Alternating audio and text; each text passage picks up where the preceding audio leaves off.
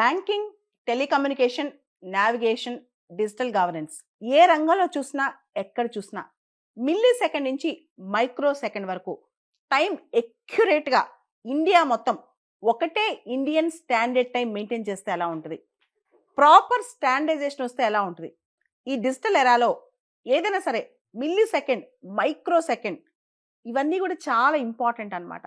దీనికి సంబంధించి ఎక్యురేట్గా మన banking transactions, navigation, scientific research ఇది అది అని కాదు, అన్నిట్లో దేశం మొత్తం ఆ మిల్లీ సెకండ్తో సహా ఆ టైం ఎక్యురేట్గా, ప్రిసైజ్గా, అంటే ప్రెసిషన్, యూనిఫార్మిటీ, ఎక్యురసీ దేశం మొత్తం ఒకటే విధంగా అంత సూక్ష్మంగా అంత ఎక్యురేట్గా ఒకటే టైం స్టాండర్డైజ్ చేయాలని చెప్పి department of consumer affairs government of India తరఫున భావిస్తుందన్నమాట. దీనికి సంబంధించి draft legal metrology rules, Indian standard time rules 2025 తీసుకొచ్చింది.